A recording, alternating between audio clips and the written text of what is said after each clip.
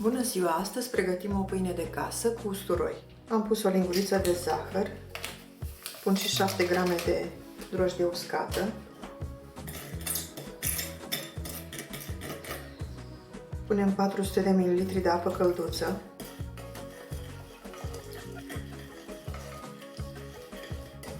amestecăm puțin drojdia cu zahărul,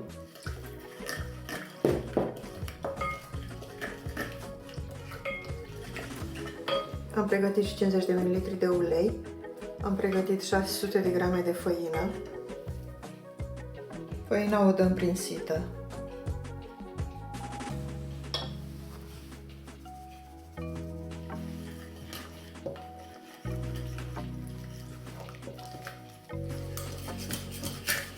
După ce s-a dizolvat zahărul cu drojdia, am pus și puțină făină, lăsăm să dospească.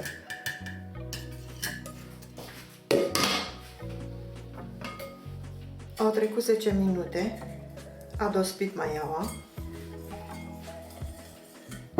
Acum punem restul de apă.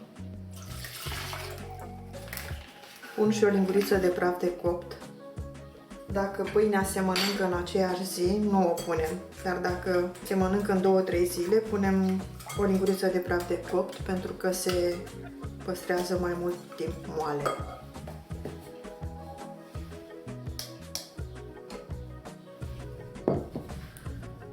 Cernem restul de făină și începem și formăm aluatul.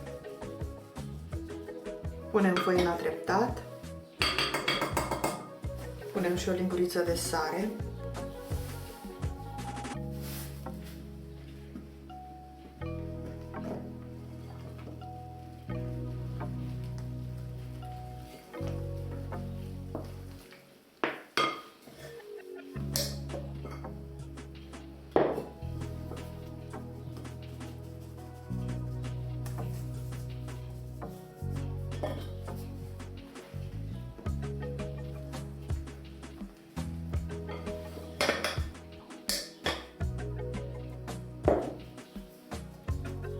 frământăm un aluat normal pentru pâine, nici moale, nici tare.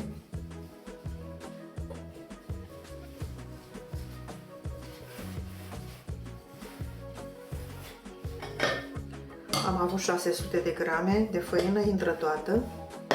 Mai vedem, dacă mai trebuie, mai punem o lingură, două.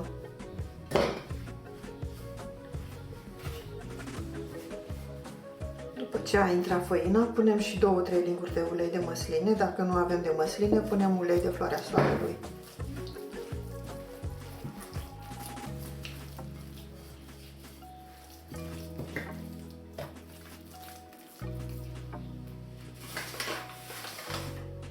Mai trebuie o lingură de făină. Ne orientăm să putem lucra aluatul.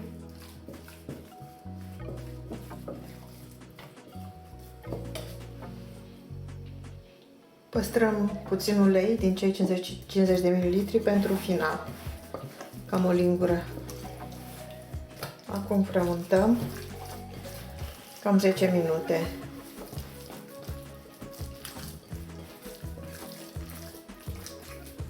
Scoatem aluatul pe masă și îl frământăm.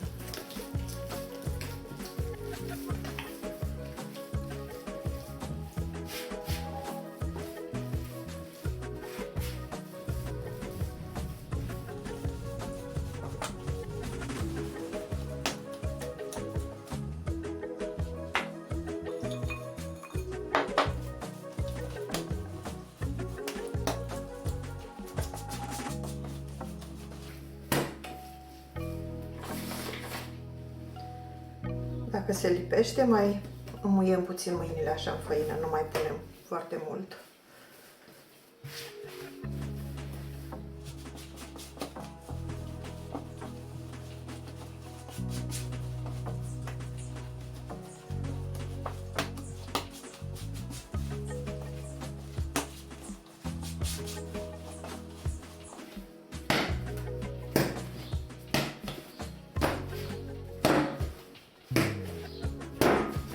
Trântim aluatul, se frământă mai ușor când îl trântim.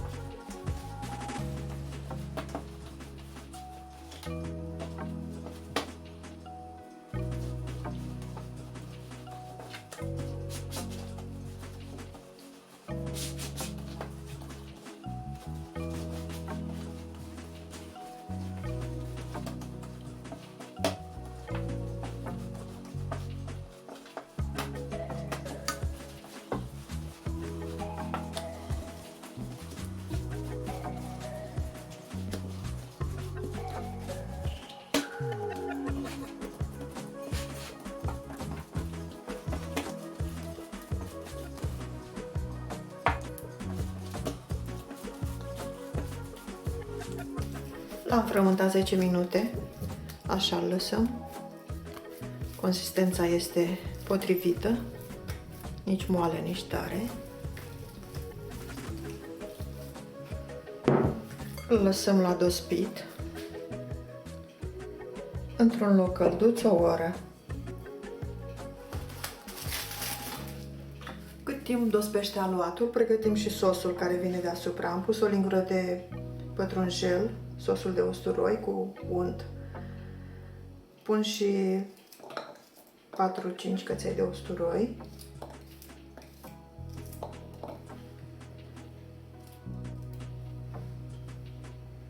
Și o feliuță de unt, cam 40 de grame de unt.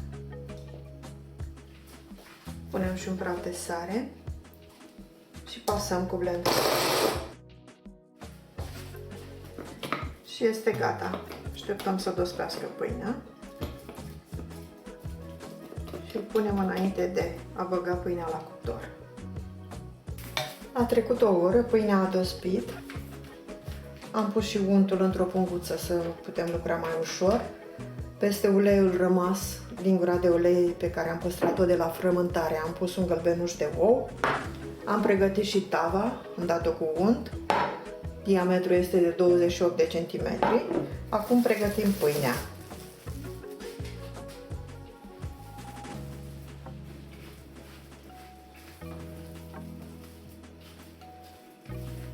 Adunăm puțin aluatul, îl împărțim în două, voi face o pâine împletită în două.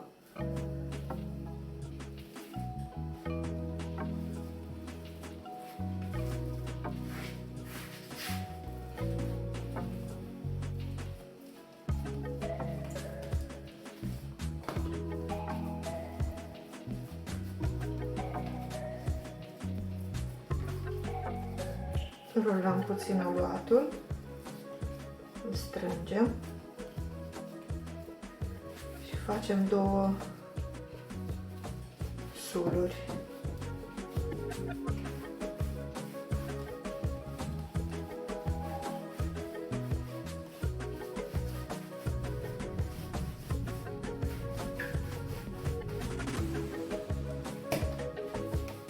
Mai răsucim așa puțin să aibă un aspect de fâșii. Așezăm în X și împletim.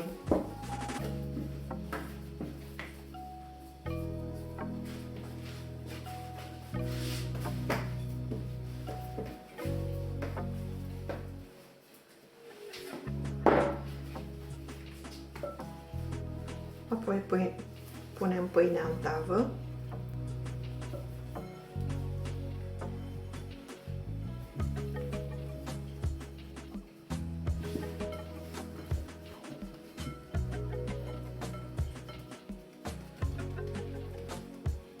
Și o lăsăm iarăși la dospit, o jumătate de oră. Nu sărim niciodată peste dospirea din tavă, pentru orice avem.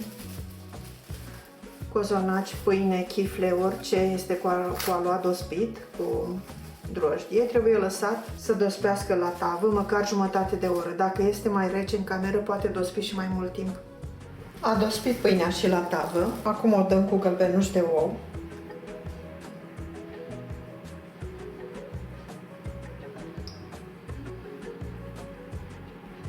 Am pus și cuptorul la preîncălzit la 180 de grade. O vom coace 40 de minute. Acum punem și untul pregătit.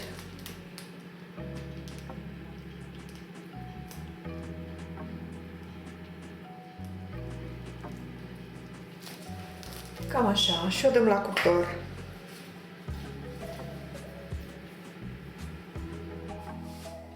S-a copt pâinea cu usturoi. O lăsăm să se răcească puțin în tavă și apoi o scoatem pe un grătar. Așa este pâinea cu usturoi, să mai răce puțin. Este pufoasă. Miroase nemaipomenit de bine. Așa arată și în interior.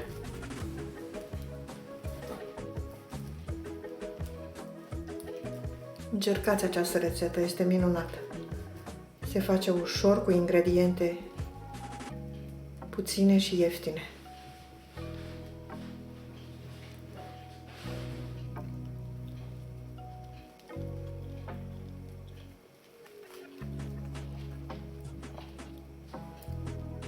Excelentă!